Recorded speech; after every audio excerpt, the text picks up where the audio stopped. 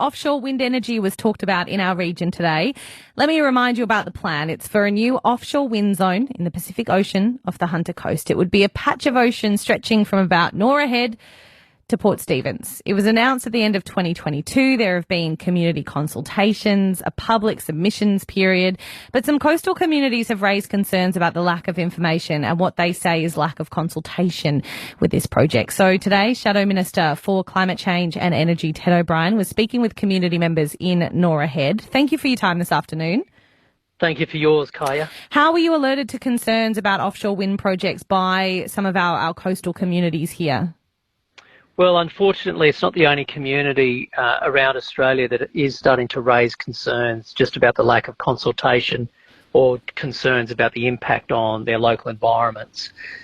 We did hear directly from some residents who felt as though they weren't getting a fair hearing through the government. And the more we looked into it, the more we said, well, this is serious enough to come down. So I met today with community leaders and organisations at Soldiers Beach at Norah Head, and look, it was a community that's really in distress, I have to say, about what's happening. They genuinely do feel as though they haven't been included in the consultation, and even now they feel that their voice is not being heard, which is why it's always worth the effort to meet people face to face, which is what I was determined to do. So delighted to be down here today. Did they attend any of the 7 community meetings that were held up and down this stretch of coast in March? Diane, none of those meetings were held at Norah Head, but nevertheless, some of the people who were at the meeting today did make the effort to travel to make those other discussions. Their feedback was interesting. Certainly, probably the most common comment from them was that where they had questions, those questions were not answered.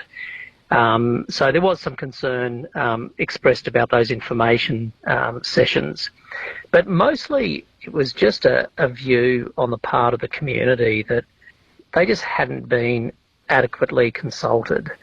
There was that consultation period, of course, but many in the community didn't even know it even existed until some local residents found out about it and themselves did a letterbox drop alerting others. So they ended up only really having a handful of days to meet a deadline for getting in submissions.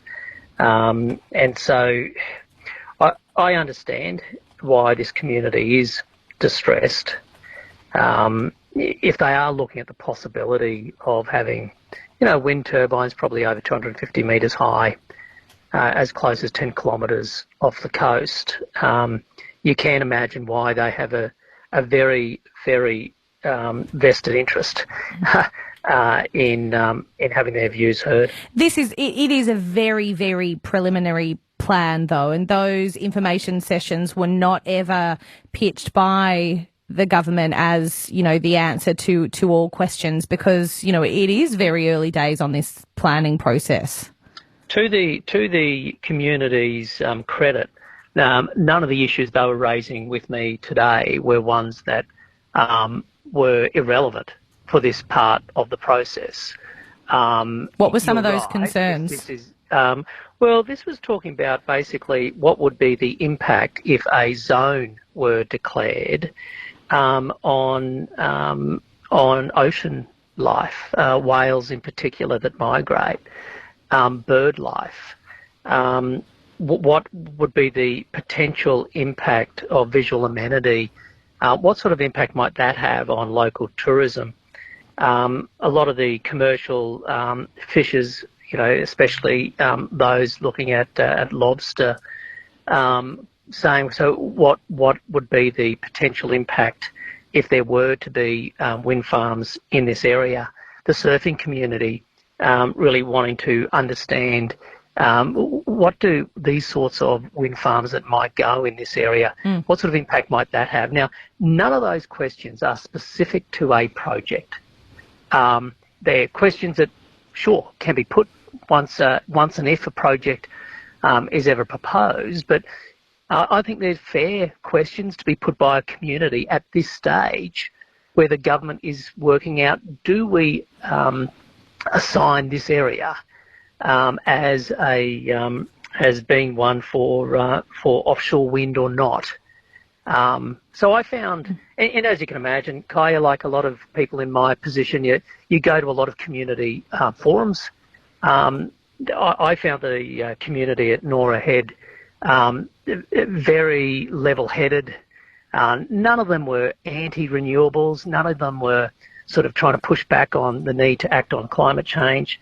These were community leaders, hand on heart, saying, you know what, we didn't even know about this. We've got a whole bunch of questions. We're not getting answers, and we don't think that's fair. And I reckon they've got a point. So what role can you play now in getting these answers?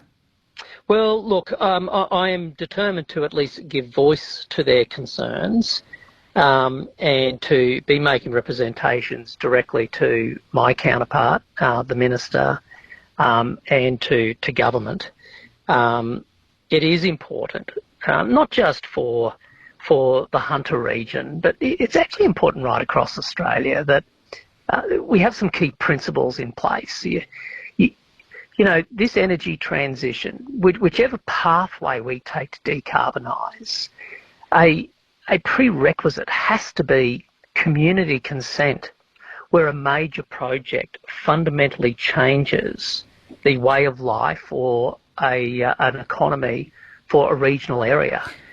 It's the regional communities that are on the front line of an energy transition. Their voice should be heard. And that's all the community is asking for. It's nothing unreasonable, and the extent to which I can at least give voice to those concerns and make representations on their behalf, I'm happy to do so. Ted O'Brien, appreciate your time this afternoon. Thank you so much. Thank you, Kaya. Take care. Shadow Bye. Minister for Climate Change and Energy, Ted O'Brien, there speaking with the Norah Head community this afternoon.